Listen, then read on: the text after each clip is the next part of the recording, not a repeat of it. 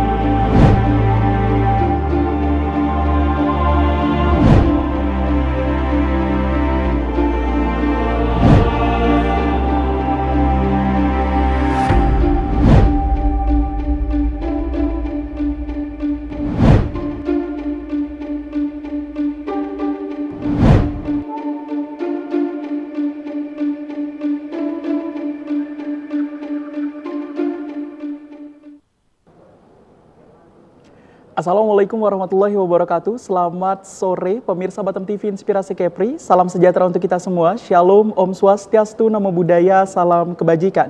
Pemirsa Batam TV bertemu kembali bersama saya Muhammad Dio Saputra dalam program Dinamika Politik, Inkubator Calon Pemimpin Demokratis, Nasionalis, dan Religius.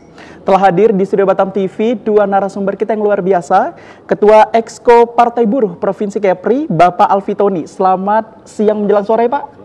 Sehat, Pak? Alhamdulillah. Sehat, baik. Narasumber yang kedua telah hadir juga di studio Batam TV, Ketua Exco Partai Buruh Kota Batam, Bapak Muhammad Imam Zainuri, Sarjana Pendidikan. Selamat siang, Pak, menjelang sore. Sore. Sehat, Pak Imam? Alhamdulillah. Sehat. Semoga Pak Alfitoni dan Pak Imam selalu dalam penjagaan Allah ya. Siap. Baik.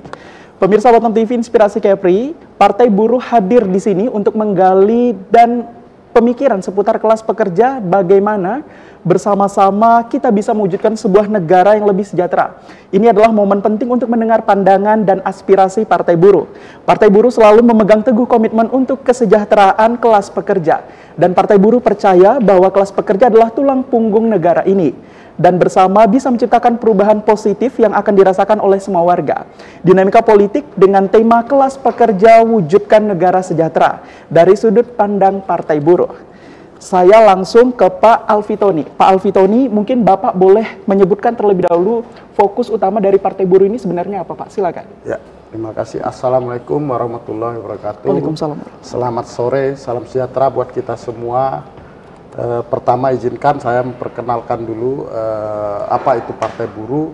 Partai Buruh adalah partai kelas pekerja, partai yang didirikan atau dihidupkan kembali oleh serikat pekerja, serikat buruh yang ada di Indonesia ini, yaitu 11 elemen, dan mempunyai cita-cita untuk mewujudkan negara sejahtera. Negara sejahtera ini kita mempunyai 3 prinsip ya, yang kita tuang di dalam sebuah logo partai kita, 3 daun padi yaitu 3 prinsip, dan 33 butir padi yang artinya pasal 33 Undang-Undang Dasar 45, dan ini juga dituangkan di ADRT kita. Jadi prinsip kita adalah pertama yaitu kesetaraan atau kesamaan dalam menerima hak-hak dari negara, yang salah satunya mengenyam pendidikan, mengenyam pelayanan kesehatan, kesempatan mendapatkan kerja yang sama tanpa diskriminasi, kemudian distribusi kekayaan yang adil dan merata. Ini kita Partai Buruh itu pro dengan jaminan sosial ya. Karena semua kekayaan alam ini harus kembali lagi kepada rakyatnya. Kemudian tanggung jawab publik. Tanggung jawab publik artinya masyarakat yang menerima fasilitas atau menerima hak-hak dari negara tadi, maka dia bertanggung jawab atas apa yang dia telah terima ke depannya untuk dimanfaatkan sebaik-baiknya. Mungkin begitu. Baik, Pak. Lalu bagaimana Partai Buruh Kepulauan Riau melihat peran kelas pekerja dalam mewujudkan negara sejahtera di wilayah Kepri ini, Pak? Ya. Untuk peran khususnya di wilayah Kepri ini tentu sangat penting sekali ya, karena memang dari 1.200.000 penduduk Batam itu sekitar lebih kurang 800.000-nya itu adalah kaum buruh atau kaum pekerja, baik yang buruh formal di pabrik maupun buruh informal yang di luar pabrik. Sehingga daerah Kepri ini khususnya itu sangat ketergantungan kepada kaum buruh ini untuk mendapatkan APBD-nya.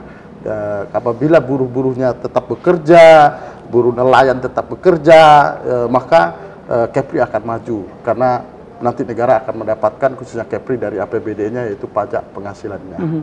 Ya baik Pak. Lalu langkah konkret yang diambil Partai Buruh untuk meningkatkan kesejahteraan kelas pekerja Provinsi Kepri bagaimana Pak? Ya, langkah yang kita akan ambil dari buruh tersebut adalah memang belakangan ini kita selalu ya setiap tahun kita selalu demonstrasi hanya untuk meminta sedikit kenaikan upah tahunan atau upah minimum ini sehingga buruh sangat membutuhkan ya karena kita memang serikat buruh atau serikat pekerja itu upah adalah urat nadinya karena dengan upahlah dia bisa membelanjakan, membiayai kehidupan dirinya dan keluarganya. Maka dari itu kita harus meningkatkan kesejahteraan salah satu buruh yaitu dari meningkatkan upahnya tentunya. Iya, meningkatkan upah minimum gitu ya Pak ya? Iya.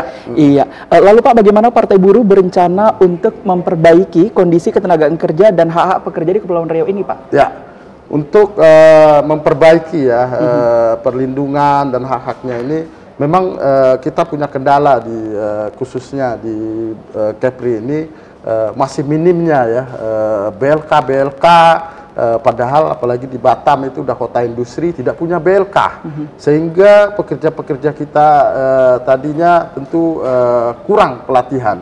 Ada pelatihan dari Dinas Tenaga Kerja melalui APBD, melalui IMTA kita, tapi masih minim, belum tepat sasaran. Karena per tahunnya sekitaran 2.000 sampai 3.000 untuk yang pencari kerja dan 2.000 untuk yang sudah kerja. Jadi sementara di Batam itu lebih kurang ada 300-an ribu pekerja buruh khusus di pabrik itu yang akan menikmatin pendidikan tersebut. Gitu. Iya, baik Pak Alfitoni, saya beralih ke Pak Imam. Pak Imam jangan nervous Pak Imam. Iya. Iya. Baik, Pak Imam, kalau tadi Pak Alfitoni sudah menjelaskan mengenai Partai Buruh di Kepulauan Riau, saya ingin bertanya kepada Bapak, bagaimana Partai Buruh melihat peran kelas pekerja dalam mewujudkan negara sejahtera di Kota Batam tercinta ini, Pak? Kalau peran pekerja di menunjang untuk menuju negara sejahtera itu pekerja menjadi peran utama. Kenapa? Karena keberadaan pekerja itu yang kenyataannya memutar roda ekonomi Kota Batam.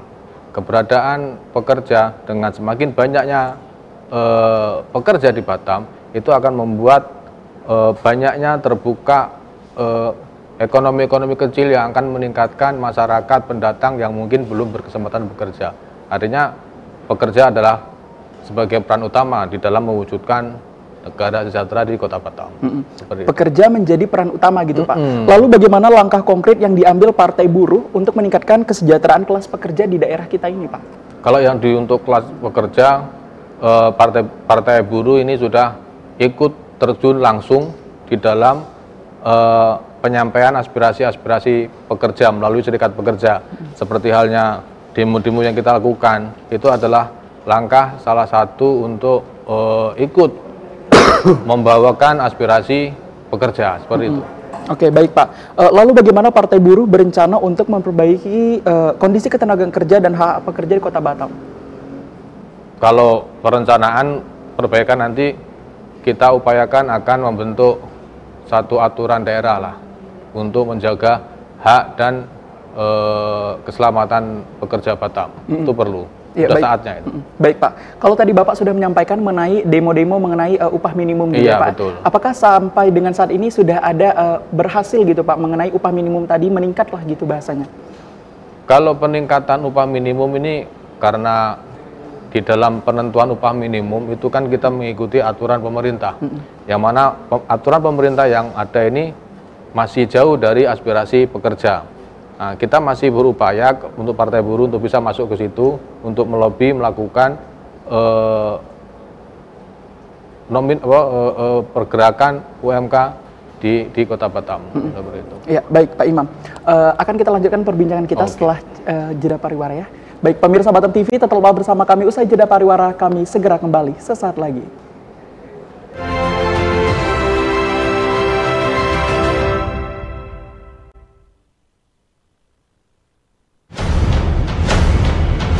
Batam memang belum punya klub yang pro dibilang pro ya. Menurut saya itu baru klub yang semi pro lah saya bilang gitu. Dunia pariwisata di Kepri dari tahun ke tahun akan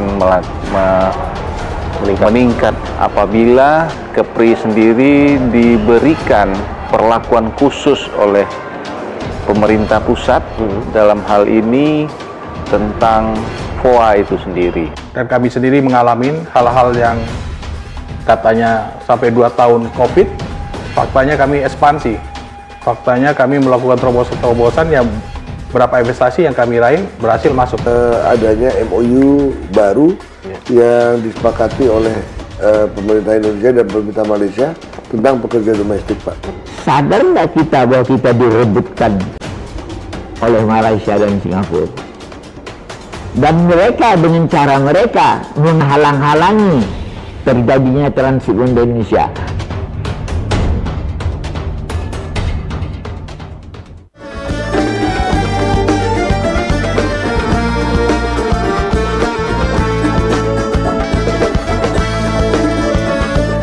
Travelers, saksikan Eksotis Kepri setiap hari pada pukul 3 sore, 8 malam, dan 9 malam waktu Indonesia bagian Barat di Batam TV.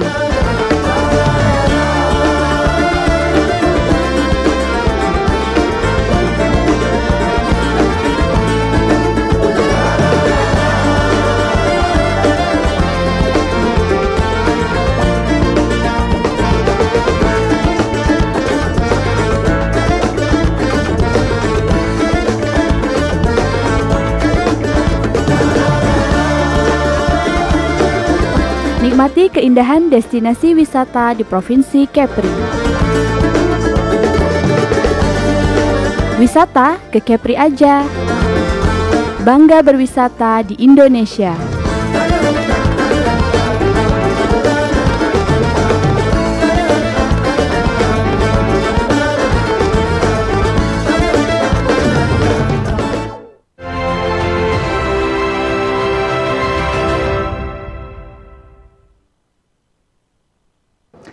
Pemirsa Batam TV, terima kasih Anda masih bersama kami dalam program Dinamika Politik, Inkubator Calon Pemimpin Demokratis, Nasionalis, dan Religius. Masih bersama Partai Buruh, kita beralih ke Pak Alfitoni kembali.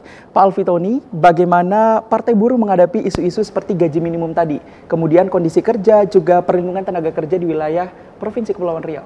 Ya. Untuk upah minimum, ini memang di Indonesia ini semacam tradisi ya, setiap tahunnya pasti serikat pekerja, serikat buruh itu demonstrasi dalam menuntut kenaikan upahnya. Karena memang dari sisi lain itu buruh itu upah adalah urat nadi yang menjadi kebutuhan kehidupannya. Namun di sisi lain pemerintah tentu perlu mengatur ya, regulasi-regulasi yang adil kepada kaum buruh dan juga kepada pengusaha. Namun sejauh ini memang peraturan tentang upah minimum selalu bergonta-ganti.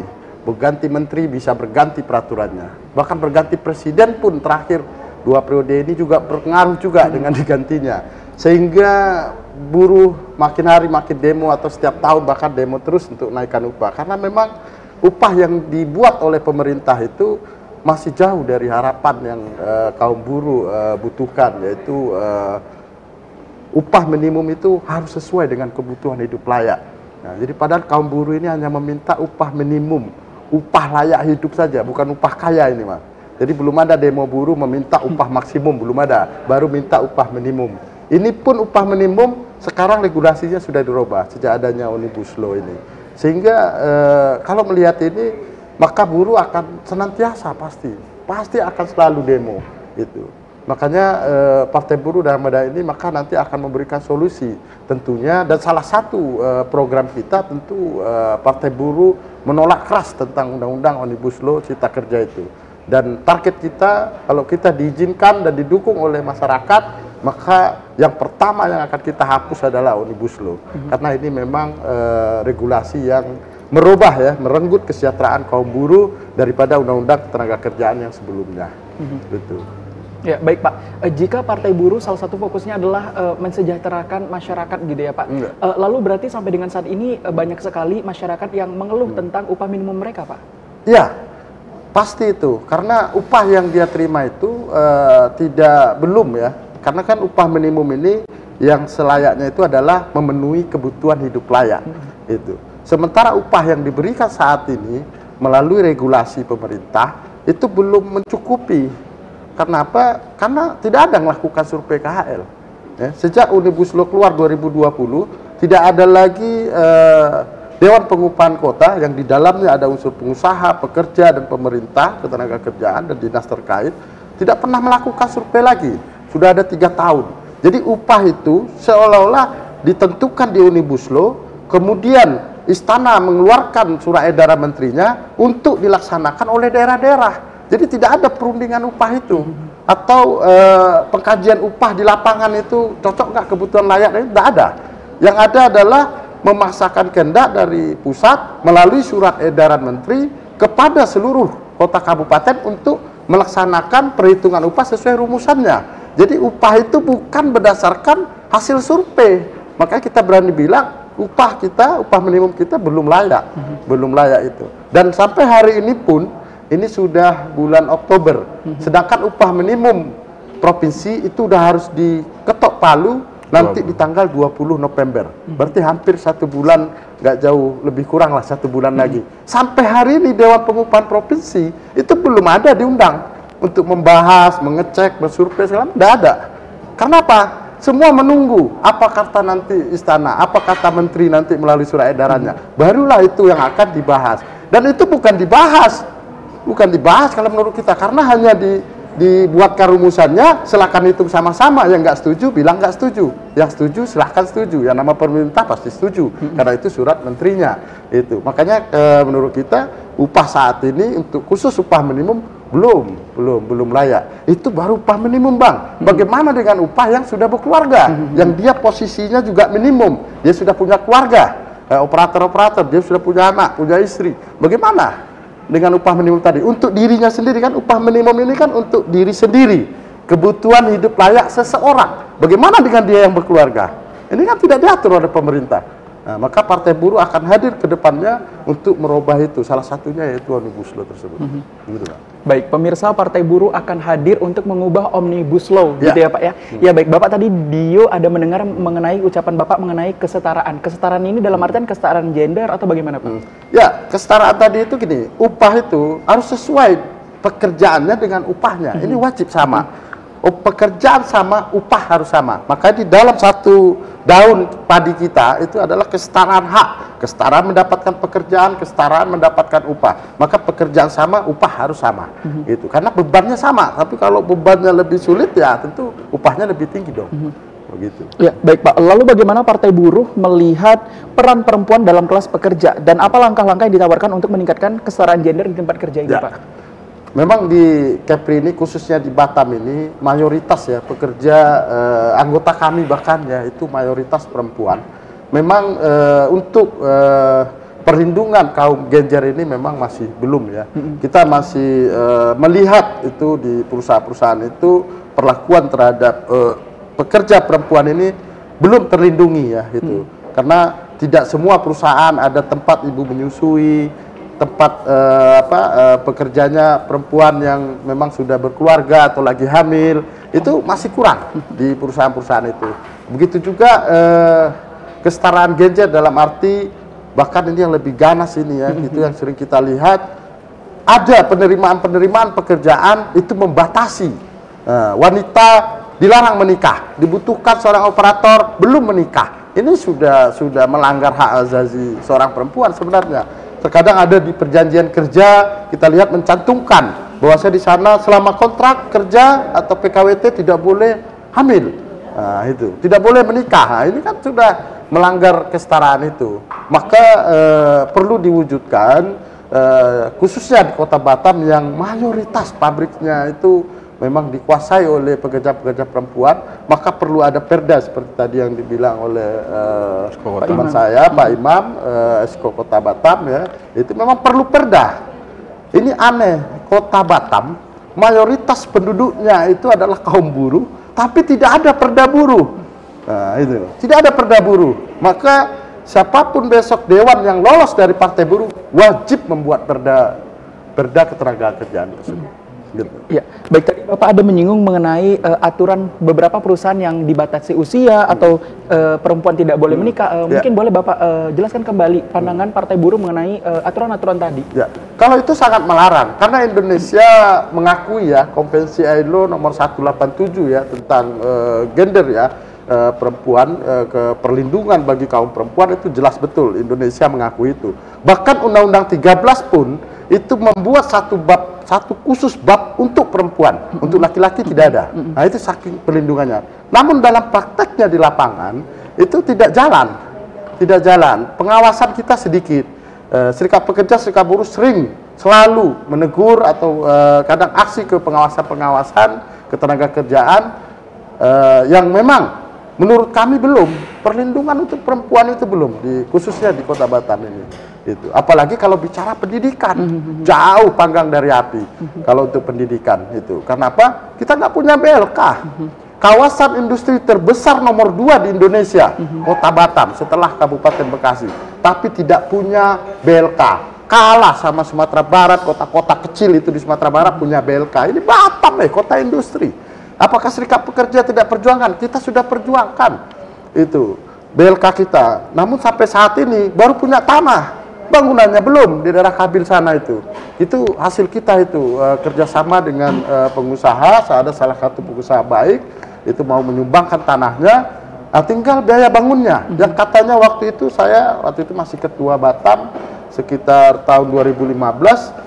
Untuk anggaran 2016 katanya nanti APBN akan bangun, tapi alhamdulillah sampai hari ini nggak terbangun-bangun dia. Itu. Jadi kalau mau berbicara kita biar tambah skill kita, buru-buru kan selalu ini kalau dibilang masuk tenaga kerja asing selalu bilang, tenaga kerja Indonesia kurang mampu pendidikannya, skillnya. Tapi negara sendiri tidak menyiapkan itu, hanya berharap kepada SMK itu ada di situ, tidak ada BLK untuk orang mencari kerja ataupun peningkatan skill bagi pekerja yang sudah bekerja. Karena dua-duanya harus mendapatkan ini, bukan sekedar pencari kerja saja yang butuh tambahan skill, tapi yang lagi kerja juga harus mendapatkan itu. Gitu. Padahal IMTA kita sangat besar, IMTA Kota Batam ini sangat besar, karena tenaga kerja asing cukup lumayan banyak di Kota Batam ini. Ya baik, Bapak menyinggung tadi tenaga kerja asing, kemudian tenaga kerja kita. Bapak, kalau tadi Bapak masyarakat yang itu rata-rata mereka mengeluh gitu ya ke Partai Buruh terhadap gaji minimum mereka. Apakah juga ada orang yang belum memiliki pekerjaan juga mengeluh kepada Partai Buruh, Pak? Ya, kalau pekerjaan memang kita belum ada, tapi kita bisa melihat ya, Kota Batam ini pengangguran itu masih memprihatinkan ya. Walaupun kalau beritanya katanya Batam sudah maju, penganggurannya berkurang kata dia. Kalau kita bukan berkurang, yang berkurang itu yang pulang kampung. Itu yang berkurang. Tapi kalau yang datang itu masih banyak. Itu bisa kita buktikan. Pak Wali Kota berapa bulan yang lalu mungkin ya, itu membuka lowongan di SP Plaza, lapangan SP Plaza. Hanya 1 jam saja kata sambutan, lowongan dibuka, membludak. Akhirnya di stop itu lowongan itu, karena banyak yang pingsan. Artinya apa? Lowongan pekerjaan masih kurang di Kota Batam menurut kita. Pengangguran artinya masih banyak. Kalau penganggurannya sedikit, nggak mungkin 1 jam buka lowongan langsung tutup kan. Gitu. Maka dari itu kita pastikan di Kota Batam untuk pengangguran masih cukup lumayan tinggi. Karena memang pengangguran ini bukan datangnya dari penduduk Batam saja, sekolah Batam saja, tapi ada juga impor yang dari Sumatera datang langsung ke sini, dan juga ada yang dari Jawa dan Kalimantan yang rekrut ke sini, itu sehingga peluang yang di Batam juga ikut terganggu. Ya baik Pak. Lalu bagaimana Partai Buruh menghadapi tantangan pengangguran tadi Pak, atau ketidakpastian pekerja di wilayah Provinsi Kepulauan Riau? Ya, kemarin kita sudah sampaikan juga ke Dewan kita. Salah satunya memang 2019, alhamdulillah kita ada putusan dari Serikat Buruh, dari anggota kami itu yang duduk di DPRD Kota Batam ada 2 orang. Dan itu sudah diupayakan perda, ya, perbaikan perda untuk rekrutmen atau rekrut tenaga kerja luar untuk ke Batam itu disortir, ditata ulang itu. karena memang itu mengurangi ya, yang tadinya tamat sekolah di Batam banyak, Sumatera juga datang sendiri langsung ke sini tanpa disuruh, dan daerah Jawa dan sekitarnya sana, Kalimantan, Sulawesi, dia direkrut. Maka yang rekrut ini antar provinsi ini perlu ditata ulang gitu. Karena memang kalau ini bisa diatur sekian rupa, saya yakin lowongan di Batam akan berkurang, pasti berkurang. Karena banyak perusahaan-perusahaan besar itu masih menggunakan rekrutmen. 90% kerawannya pakai rekrutmen. Yang tadi kerawannya ada yang 2.000, ada yang 1.000, 90-nya rekrutmen. Padahal kalau dibuka di Batam, dibatasin lah, yang di luarnya boleh, mungkin untuk skill-skill mungkin. Kalau untuk operator, saya rasa tenaga kerja Kota Batam, tamat-tamatan SMK kita bisa lah, saya rasa itu ya. Tinggal kuncinya tentu dididik dulu, dilatih dulu dia. Setelah tamat sekolah, dilatih dulu, baru masuk ke dunia kerja. Gitu. Oke, baik Pak Alvitoni. Pak Imam masih semangat Pak Imam? Iya. Iya. Baik, Pak Imam, apakah terdapat inisiatif khusus yang ditawarkan oleh Partai Buruh untuk memajukan kelas pekerja dalam era ekonomi yang terus berkembang ini, Pak? Nah, kalau untuk perkembangan ekonomi, ya kan, perkembangan ekonomi ini memang kembali bahwa keberadaan UMK ini menjadi hal. Kenapa? Karena keberadaan ketika yang disampaikan Ketua Provinsi tadi, gaji pekerja ini sudah menjadi hal layak, ini akan membuat perkembangan ekonomi secara otomatis. Kenapa? Karena pekerja mempunyai space. Dia bisa ada space saving cost, ada space untuk rekreasi juga. Nah, dari hal inilah yang akan mengembangkan ekonomi daerah. Kalau untuk daerah Batam khususnya. Artinya apa? Penghasilan pekerja itu memberikan nilai lebih, mendapatkan nilai lebih yang bisa dia memutarkan penghasilannya itu untuk mengembangkan ekonomi yang ada di Kota Batam. Salah satu contoh lah, ketika UKM ini keberadaannya sudah menyebar nih di Kota Batam nih, berserak. Di situ ketika penghasilan pekerja, kembali lagi terkait UMK tadi, ya kan, ini akan ada space untuk dia membelanjakannya. Ketika nggak ada UMK jauh dari layak, ya dia akan menyimpan, nggak akan membelanjakan, dan dari situ ekonomi akan datar. Seperti itu. Ya baik, Pak Imam, Dio mau dengar pendapat Pak Imam. Kalau tadi Dio sudah mendengarkan pendapat Pak Alvitoni mengenai salah satu syarat pekerja yang dibatasi usia, kemudian perempuan tidak boleh menikah. Bagaimana pandangan Bapak mengenai aturan perusahaan yang seperti itu, Pak? Nah ini hal betul yang memang keberadaannya aturan daerah untuk tenaga kerjaan itu memang kita harus mengevaluasi, ya kan, memang harus ditinjau kembali. Kenapa? Karena kesetaraan gender tadi yang disampaikan bahwa itu juga merupakan hak sebagai manusia, hak hidup untuk mendapatkan pekerjaan. Nah, ketika mereka dibatasi, maksudnya adalah sebenarnya adalah usia-usia produktif yang dimanfaatkan oleh perusahaan. Ketika sudah tidak produktif, nah ini mereka enggan mengambil. Dan di sini keberadaan yang kalau Batam sebelumnya ada banyak pendatang, datang dia selalu lulus SMA usia 20, bekerja dia kontrak 2 tahun, tambah 2 tahun, sudah 24, habis kontrak. Setelah itu dia nggak bisa kembali bekerja. Ini 1, 2, 3, ini banyak. Dari usia inilah, ini yang akan menjadi hal yang disampaikan pengangguran membeludak. Karena memang menjadi batasan oleh perusahaan yang melakukan itu, kalau menurut kami suatu hal yang sehat untuk HAM. Luar biasa. Iya. Baik, Pak Imam boleh kita berandai-andai sedikit gitu ya Pak Imam. Bisa. Misalnya Pak Imam punya perusahaan nih. Kira-kira Pak Imam lebih milih yang usia produktif atau yang usianya udah nggak produktif tapi mereka berpengalaman di bidang itu, Pak? Kalau sudah kita menjadi pengusaha ini nggak tahu juga, saya belum pernah menjadi pengusaha. Tapi kalau kita mengimpikan satu perusahaan itu adalah ketika dia masuk di awal di usia produktif. Nah, ini di usia produktif ini akan kita kembangkan untuk dia bisa menjadi menaikkan produktivitas dia, menaikkan kemampuan. Jadi ketika dia produktif, kemudian dia dengan produktivitasnya, skill dia meningkat, kita akan membawa produktivitas lagi, ya kan? Nah, ketika di usia yang tidak produktif, nah ini menjadi hal juga. di usia tidak produktif ini kenapa? Kan gitu. Kalau saya mengimpikan ya, ketika dia masuk di usia produktif, dia akan meningkat terus dan akan disusul oleh usia-usia produktif yang lainnya. Ya kan? Ketika keberadaan mereka di usia sudah nggak produktif lagi, usia tidak produktif tapi tidak bisa masuk ke dunia industri, itu kita telaah dulu. Oke. Seperti itu. Berarti ditelaah dulu gitu ya Pak ya. Ya, lalu bagaimana Partai Buruh melihat isu-isu seperti gaji minimum, kemudian kondisi kerja, juga perlindungan tenaga kerja di wilayah Kota Batam tercinta ini Pak? Nah, seperti itu sampaikan panjang lebar sama Exco Provinsi, bahwa keberadaan gaji minimum inilah yang banyak dibicarakan orang, bahwa setiap akhir tahun ini akan terjadi kenaikan UMK. Sebelum kenaikan UMK, kenaikan harga pasar sudah melonjak. Jadi sudah naik dulu.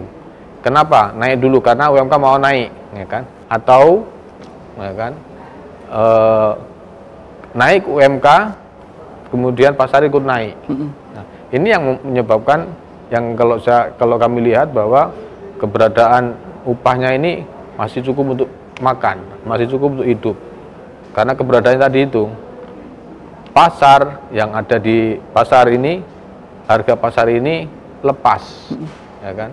Ini keberadaan pemerintah, pengontrolan harga pasar ini kurang, ya kan? Yang akhirnya kami melakukan survei pasar. Setiap di akhir tahun kami melakukan survei pasar, dan situ memang keberadaannya mereka meningkat sebelum UMK naik, kayak gitu.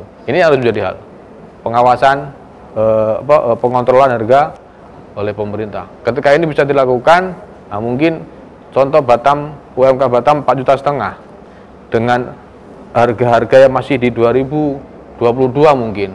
Ini masyarakat pekerja masih bisa menyimpan. Tapi ketika harga tadi dilepas ke pasar, ketika ini naik, ini ikut naik, atau ini naik dulu, ini ikut naik. Jadi istilahnya mana telur, mana duluan telur atau duluan ayam, kayak gitu istilahnya. Seperti itulah kalau menyikapi tentang UMK. Kemudian terkait apa tadi, keselamatan, ya Pak? Terkait dengan perlindungan. Nah, terkait dengan perlindungan pun, jadi perlindungan pekerja ini masih minim juga, karena memang kalau yang untuk Kota Batam sudah beberapa terjadi kecelakaan kerja yang itu memang terjadi kecelakaan ya sudah, dan tanpa evaluasi kenapa terjadi, penanganannya bagaimana.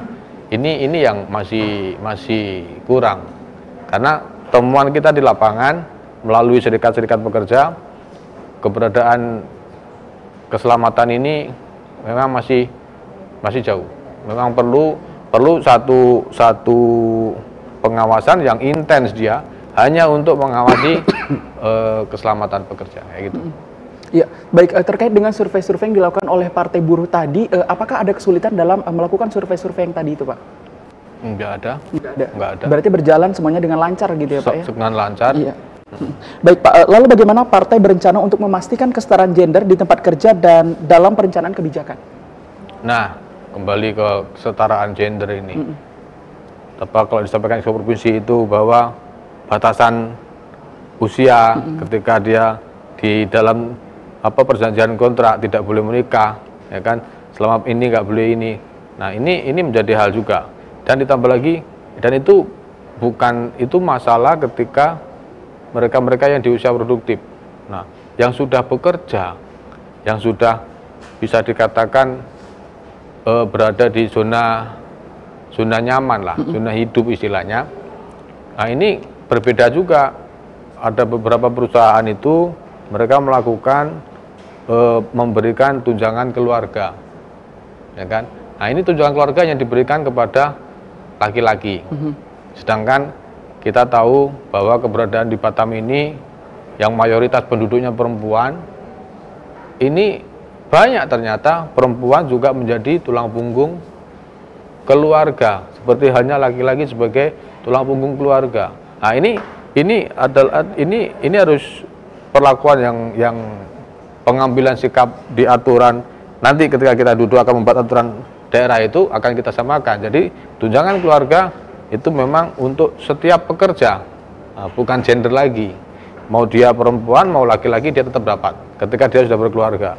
Karena ya tadi itu banyak emak-emak, ibu-ibu dia bekerja, suaminya ngasuh anak. Ya. Seperti itulah. Baik Pak Imam. Pemirsa Batam TV, tetaplah bersama kami usai jeda pariwara berikut ini.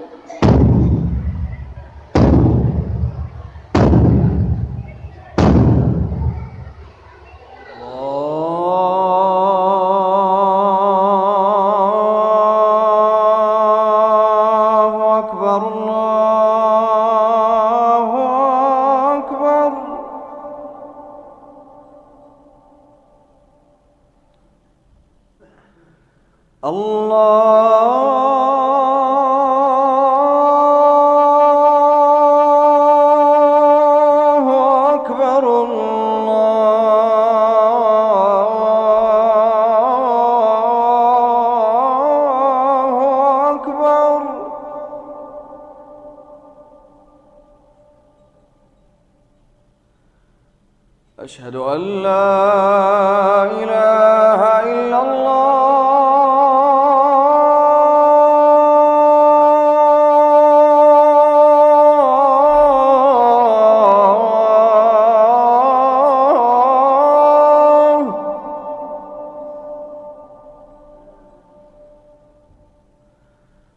أشهد أن لا إله إلا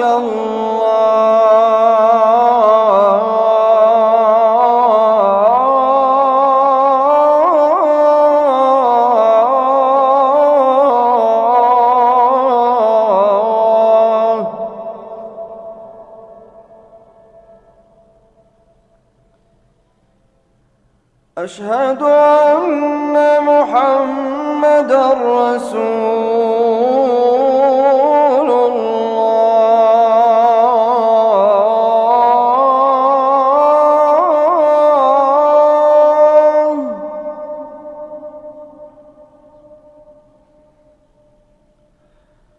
أشهد أن محمدًا رسول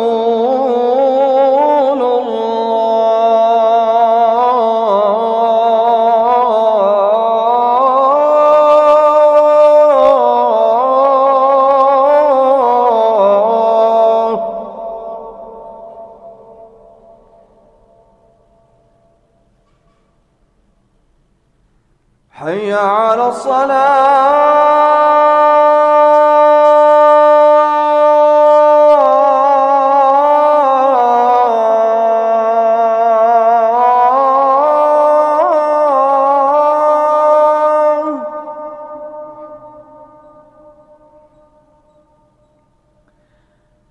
حي على الصلاة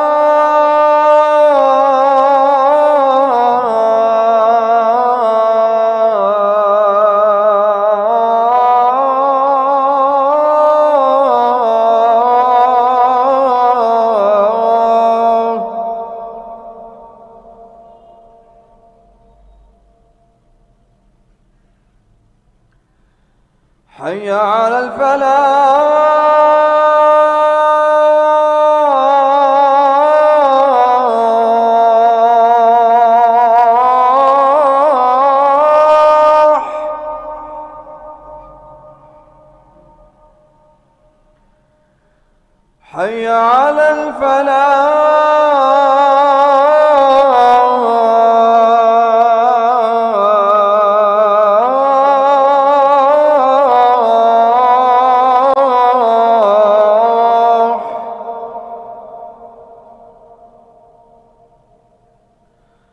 الله أكبر الله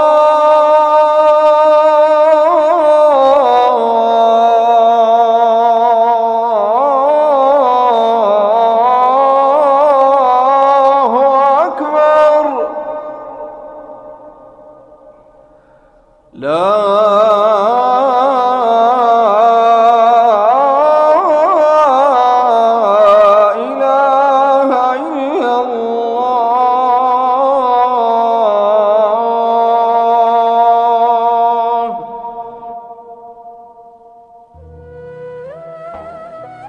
اللهم رب هذه الدعوة التامة والصلاة القائمة آت سيدنا محمدا الوسيلة والفضيلة والشرف والدرجة العالية الرفيعة وابعثه المقام المحمود الذي وعدته إنك لا تخلف الميعاد.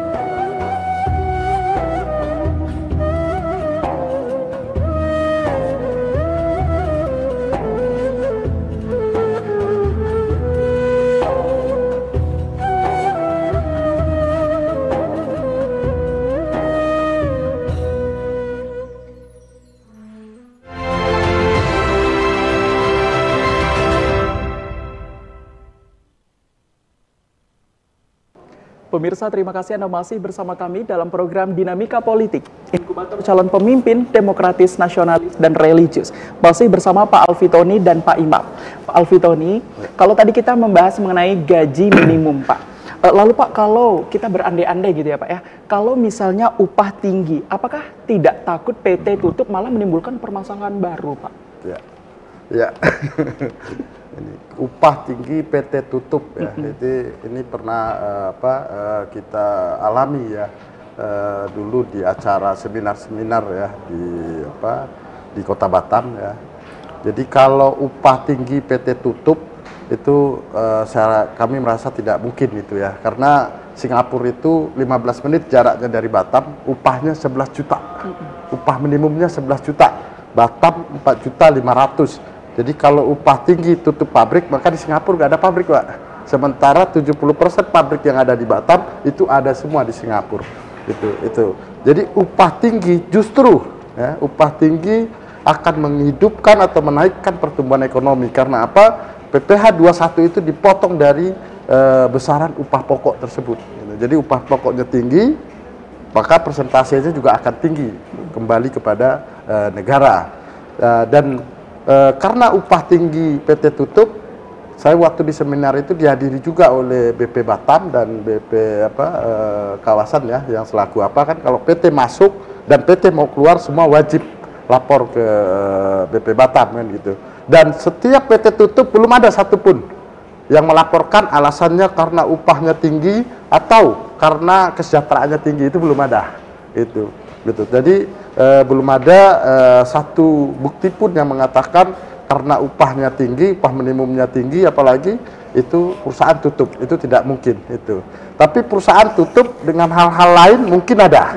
Ya, hal-hal lain misalnya birokrasi kita yang kadang berbelit-belit, banyak punglinya, ya bisa saja itu perusahaan tutup di situ karena lebih besar dampaknya itu daripada tentang upah tersebut ya gitu. Atau pabrik tutup yang kami tahu itu karena kalah teknologi, karena saat ini itu kalau tidak ditingkatkan, tidak ada modifikasinya, maka itu pabrik akan ketinggalan. Orang akan kurang pesan. Contoh, dulu ada PT Sintom di Batamindo itu pabrik di video VCD itu. Sekarang siapa yang nonton VCD?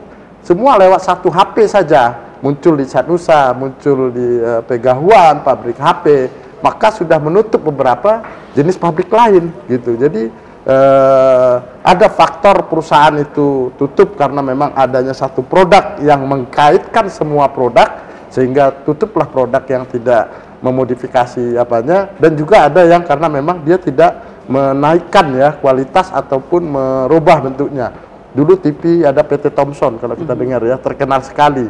cembung. Sekarang siapa yang mau bawa TV bokong-bokong begitu? Tak ada kan?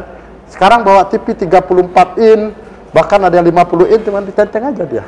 Itu slim lagi, tipis kan gitu kan, itu, dan fasilitasnya bagus gitu. Nah, maka PT Thomson mungkin tutup kan gitu, karena orang tak mau lagi beli TV yang itu kan gitu. Nah, jadi kalau tutup karena upah tidak kita belum ketemu lah ya gitu. Gitu, Pak. Ya baik, berarti sejauh ini Partai Buruh belum ketemu mengenai kalau gajinya tinggi PT langsung tutup. Ya. Tapi kalau ketinggalan teknologi sudah ada contohnya seperti itu ya Pak? Ya, justru karena upahnya rendah, PT-nya tutup karena pindah. Ada kita ketemu. Contoh di Kepri itu di Lobam.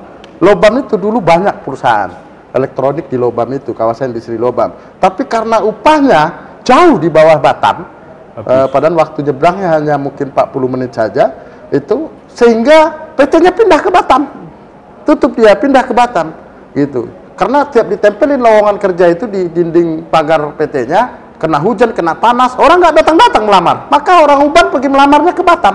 Nah itu, jadi tutup karena upahnya rendah, ada. Saya berani pastikan itu, tapi kalau tutup karena upahnya tinggi, nah itu belum ketemu kita. Gitu lah. Ya, baik Pak Alvito, ini saya beralih ke Pak Imam dulu. Ya Pak Imam, apa rencana Partai Buruh dalam menghadapi tantangan pengangguran dan ketidakpastian kerja di Kota Batam ini, Pak? Nah, keberadaan ini terkait juga ke pendidikan. Kembali yang seperti disampaikan Esko Provinsi tadi bahwa keberadaan BLK. Ya, jadi keberadaan BLK ini yang akan menjembatani para kawan-kawan yang masih belum kesempatan bekerja atau pengangguran itu untuk bisa berlatih. Ya kan? Nah, keberadaan BLK pun juga harus mumpuni, tidak hanya sekedar ada BLK kan gitu. Di situ juga harus diimbangi dengan keberadaan teknologi-teknologi yang ada di perusahaan-perusahaan yang kalau di Batam, yang ada di Batam saat ini, karena perkembangan industri yang di Batam ini sudah pesat betul. Kalau tidak bisa diikuti, nah itu akan berat. Nah, inilah jembatan untuk bisa para kawan-kawan yang belum berkesempatan bekerja atau pengangguran seperti itu. Ya, baik. Lalu bagaimana Partai Buruh memandang hubungan antara kesejahteraan kelas pekerja dengan pertumbuhan ekonomi lokal di Batam ini, Pak? Pertumbuhan? Iya, pertumbuhan kesejahteraan kelas pekerja dengan pertumbuhan ekonomi lokal di Batam. Ya, seperti yang saya bilang tadi itu, bahwa ketika kesejahteraan pekerja ini sudah layak, ya kan? Ini dengan otomatis ini terjadi ketika di tahun 90-an Kota Batam. Jadi ketika keberadaan gaji pekerja ini, ya kan, ini sudah lebih, maka bermunculanlah UKM-UKM untuk menyambut dari sisa uang dari, bukan sisa istilahnya, gaji kawan-kawan pekerja. Ya, akhirnya bertumbuhan rumah makan, bertumbuhan bahkan kalau mau agak ekstrim lagi, ya kan, keberadaan hipermat yang ada di Tanjung Nguncang itu adalah menjadi salah satu contoh.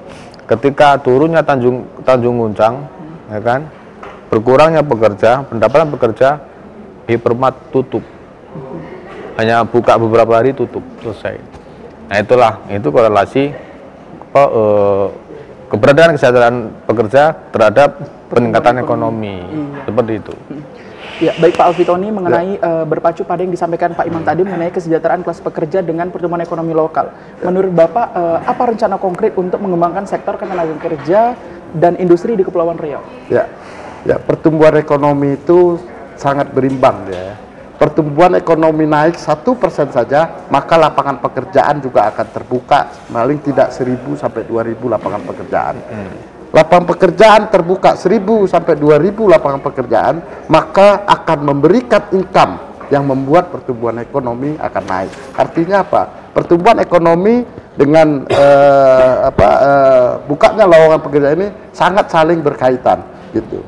Dan kuncinya tentu kepada beban hidup ya, biaya hidup yang kembali tadi kepada masyarakat tadi. Kalau daya beli masyarakat tinggi, kita yakin pertumbuhan ekonomi akan tinggi. Karena buruh tadi, hampir semua buruh, saya yakin itu 80% upahnya itu dihabisin, Bang. 20% saja syukur-syukur bisa ditabung itu. Yang 80% saja habis, bisa beli pakaian, akhirnya hidup perusahaan garmen. Kalau upahnya rendah, bagaimana mau beli garmen? Kan gitu. Tapi dengan upahnya tinggi, Dia ganti bajunya bukan tiap lebaran doang, mungkin 3 bulan bisa ganti 1 baju, sehingga perusahaan garmen jadi hidup perusahaan garmen, maka terbukalah lowongan pekerjaan. Jadi dia saling ini, gitu, saling berkaitan gitu. Ya, baik Pak Alfitoni, saya beralih kembali ke Pak Imam Zuhri. Kita selang-seling gitu ya, Pak ya. Boleh. Kalau tadi Pak Alfitoni pacunya kepada sektor ketenagakerjaan dan industri Kepulauan Riau. Lalu kalau menurut Bapak langkah-langkah yang akan diambil untuk meningkatkan akses kelas pekerja ke pendidikan dan pelatihan itu bagaimana, Pak? Nah, sebenarnya kalau di dalam dunia kerja itu berkorelasi atau bertemu dengan pendidikan, ya kembali PLK. Memang keberadaan PLK untuk Kota Batam ini kalau menurut kami ini hal wajib dan harus dilakukan keberadaannya ini. Karena inilah untuk membangun, menciptakan generasi penerus industri. Kayak seperti itu. Kalau tidak, kalau hanya mengandalkan tingkat sekolah menengah, ini akan memerlukan waktu untuk bisa mengikuti terjadinya peningkatan teknologi. Seperti itu, karena kalau yang Batam, notabene kita sudah tahu bahwa mayoritas industri yang di Batam adalah asing, dan di mana teknologi asing bisa dikatakan 2-3 kali lebih cepat daripada teknologi kita, seperti itu. Ya, kalau menurut Bapak juga, bagaimana partai berencana untuk berkolaborasi dengan pihak lain, seperti pemerintah daerah atau serikat kerja dalam mewujudkan visi negara kita yang sejahtera ini? Nah, kalau dengan serikat pekerja, memang serikat pekerja lah yang membangun keberadaan partai buruh. Jadi di situ kita akan selalu menampung apa yang menjadi aspirasi mereka, begitu. Karena keberadaan aspirasi mereka dan keberadaan partai kami, visi misi partai kami ini nggak jauh beda. Seperti itu. Itu kita selalu berkolaborasi. Bisa dikatakan bahwa mereka lah akar rumput kami. Seperti itu. Jadi apa yang disampaikan mereka, itulah yang kami sampaikan. Nah, kalau di tingkat dengan pemerintah, ya kita akan mencoba untuk melakukan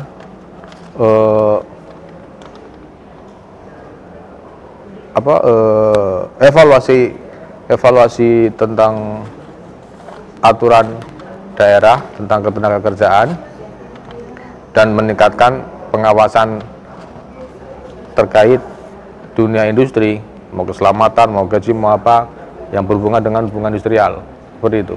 Ya, baik Pak Imam, beralih lagi ke Pak Alfitoni. Bapak, langkah-langkah yang akan diambil untuk membangun kemitraan dan kolaborasi dengan pemangku kepentingan lain seperti pemerintah daerah dan serikat pekerja dalam mewujudkan visi negara sejahtera dalam pandangan Bapak? Ya, jadi Partai Buruh akan mendorong kesinambungan di LKS tripartit ya. Jadi hubungan industrial itu ada di LKS tripartit yang isinya ada pemerintah, pengusaha, dan serikat pekerja, serikat buruh atau wakilnya buruh di dalamnya. Ini maka harus bersinergi membangun hubungan industrial yang harmonis dan dinamis demi kemajuan industri di Kota Batam dan kesejahteraan rakyatnya. Begitu juga serikat pekerja, kita akan mendorong di tingkat pabrik ya. Di situ juga ada HI-nya yang kebetulan bipartit antara pengusaha dan serikat pekerjanya. Ini harus sama-sama mendorong bagaimana kelancaran dalam dunia usaha dan tentu sebaliknya. Jangan lupa dengan kesejahteraan karyawannya tentunya. Iya, baik Pak Alfitoni, satu pertanyaan terakhir sebelum closing statement Pak. Bagaimana partai berencana untuk memastikan kelas pekerja memiliki akses yang baik ke pendidikan dan pelatihan? Ya, yang pertama Partai Buruh tentunya akan punya target ya di Batam harus ada balai latihan kerja, itu pasti itu ya. Kita akan mendorong sekuat tenaga nanti untuk terciptanya balai latihan kerja. Yang kedua, kita akan meminta kepada Dinas Tenaga Kerja dan Dinas Pendidikan untuk makin giat lagi bekerja sama khususnya kepada pelatihan-pelatihan untuk di usia yang menjelang mau masuki usia kerja tadi untuk anak-anak didik kita di sekolah-sekolah. Dan tentunya juga kita akan mendorong pemerintah tentu lebih ya menambah pendidikan-pendidikan tersebut, karena ya kita sama-sama tahu lah ya, setiap tahun enggak masuk SMP, enggak masuk SLTA, case-nya hanya satu, demonstrasi ke wali kota atau minta tolong Pak Dewan, anak saya tidak bisa sekolah di negeri. Artinya apa? Ini masih kendala. Jadi di Batam ini untuk pendidikan masih kendala, belum mencukupi. Orang yang tamat SD mau masuk ke SMP negeri tidak cukup karena sekolah yang berkurang. Begitu juga SMP mau masuk ke SLTA negeri juga sama berkurang. Sehingga pendidikan kita kebanyakan jadi ada yang ke swasta, bahkan ada yang putus sekolah karena nunggu 1 tahun lagi, mudah-mudahan dia bisa masuk di negeri. Ini juga pokok permasalahan. Maka kita selaku Partai Buruh akan mendorong juga kepada Dinas Pendidikan untuk menambah sekolah-sekolah dan meningkatkan mutu-mutu sekolah, termasuk juga menaikkan upah-upah gurunya, gitu. Guru-guru mereka biar bisa memberikan mutu yang lebih bagus, gitu. Itu, Pak. Ya, baik Pak, menarik sekali. Satu lagi boleh ya Pak? Ya, boleh. Ya, kalau tadi Bapak menyampaikan ada pengaduan mengenai anak yang tidak bisa sekolah ke negeri, itu faktornya karena? Ya, karena memang sekolah negeri kita terbatas. Ini satu contoh saja. SMP di Batam itu ada sekitar 63 SMP. Tapi begitu masuk SLTA, SLTA-nya hanya 19. SMU-nya. SMK-nya ada 7. Berarti 25. 25 SMK menampung 63 SMP. Ini kan sudah pasti tidak cukup. Itu. Maka kita katakan sekolah kurang. Itu. Makanya setiap tahun kita selalu dengar itu. Bahkan sampai ada yang demo ke wali kota dan gubernur kita. Karena kalau SLTA itu wewenangnya gubernur, kalau SMP, SD itu wewenangnya wali kota. Bahwasanya problem matematika pendidikan di Batam ini khususnya itu adalah sekolah yang kurang. Gitu. Dulu oke, sekolahnya sedikit, karena dulu semua perantau ke sini cari kerja. Sekarang anak-anak yang merantau dulu kerja ke Batam sudah punya anak sendiri masing-masing yang sudah tamat sekolah, gitu. Sehingga butuh sekolah itu memang, gitu. Karena dunia pendidikan ditingkatkan, maka akan berimbas kepada dunia kerja. Begitu kira-kira. Oke, baik Pak Alfitoni. Ya. Saya mau Pak Imam terlebih dahulu menyampaikan closing statement kita mengenai tema kelas pekerja wujudkan negara sejahtera. Silakan. Melangkah dengan ikhlas menuju negara sejahtera untuk Indonesia bahagia. Melangkah dengan ikhlas untuk Indonesia yang bahagia. Melangkah dengan ikhlas untuk negara sejahtera, untuk Indonesia bahagia. Indonesia bahagia. Baik Pak Imam. Langsung saja closing statementnya Pak Alfitoni, silakan disampaikan. Saya mengimbau kepada seluruh warga atau masyarakat Kepri dan khususnya Kota Batam, ayo tanggal 14 Februari 2024 kita semua sama-sama datang dan melaksanakan pesta demokrasi terbesar di Indonesia, yaitu pemilu 2024 dengan adil, jujur, dan bebas dan rahasia.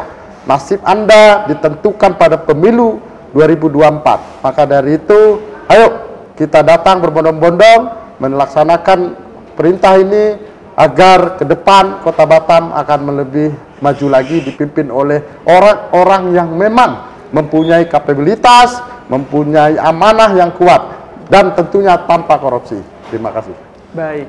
Pak Imam, Pak Alfitoni, terima kasih. Pemirsa Batam TV Inspirasi Kepri, dinamika politik ini merupakan langkah pertama dalam perjalanan panjang menuju kesejahteraan kelas pekerja dan negara yang lebih baik. Untuk itu mengingatkan bahwa perubahan tidak akan terjadi dalam semalam. Namun tekad kerja keras dan dukungan Anda semua dapat mewujudkan visi negara yang sejahtera, di mana hak dan kesejahteraan kelas pekerja diutamakan. Saya ingin mengucapkan terima kasih kepada Pak Imam, Pak Alfitoni sudah hadir di Studio Batam TV. Sehat-sehat, semoga selalu dalam penjagaan Allah SWT. Amin. Amin. Baik, pemirsa Batam TV Inspirasi Kepri, saya Muhammad Dio Saputra bersama seluruh kerabat kerja yang bertugas mohon undur diri dari layar kaca Anda. Terima kasih dan sampai jumpa. Wassalamualaikum warahmatullahi wabarakatuh. Waalaikumsalam warahmatullahi wabarakatuh.